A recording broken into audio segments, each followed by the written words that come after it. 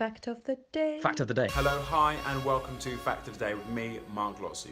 Digital discrimination. You may or may not have heard about discrimination on apps like Airbnb, where studies have shown if you have a perceived African American name like Tanisha or Tyrone, you're 16% less likely to be accepted as a guest on the app compared to if you had a name like Kirsten or Brad. Another experiment showed that black hosts charge 12% less to non-black guests. So this is an issue that Airbnb are looking into and thinking potentially of either removing the pictures or even removing the names to help reduce the discrimination. Now this feeds into other areas in technology as well. Some of the cheaper soap dispensers don't recognise black skin.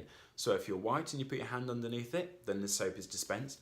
If you have dark skin and you put your hand underneath it, then it doesn't recognise your skin, doesn't recognise it as being a hand, and therefore no soap is dispensed. There's a video of a guy in Nigeria, employee, he's in the bathroom, hand underneath the soap dispenser, nothing comes out. He grabs a white towel from the side, puts it underneath on his hand, soap comes out. Now that's to do with the optics of the actual soap dispenser and the fact that the light can't penetrate deeper into the skin, and therefore it doesn't pick up that it's a hand, that it's skin. And a similar thing has also been seen with things like fitness trackers and with heart rate monitors as well. Now, facial recognition software is coming under fire.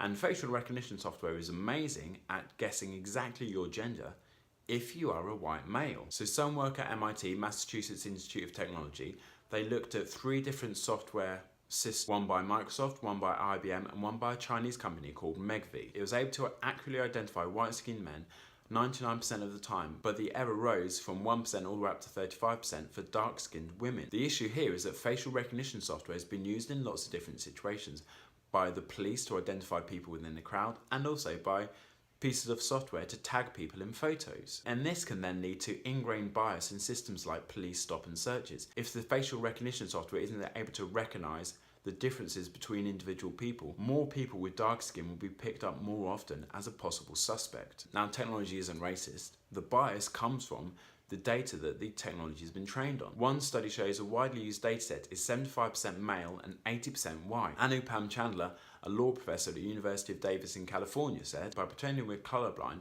we're still acting in a world that is so skewed by racism, sexism, and other prejudice that we'll be propagating the same in this racist and sexist world. We need to teach computers about race so they can recognize when they are unintentionally promoting racism. I'm sure everyone has had experience of prejudice at some point in their life in one form or another, and hopefully we're able to teach computers to not perpetuate this human trait. That is digital discrimination. Thanks for tuning in. Love you, bye. Love you, bye. Love you, bye.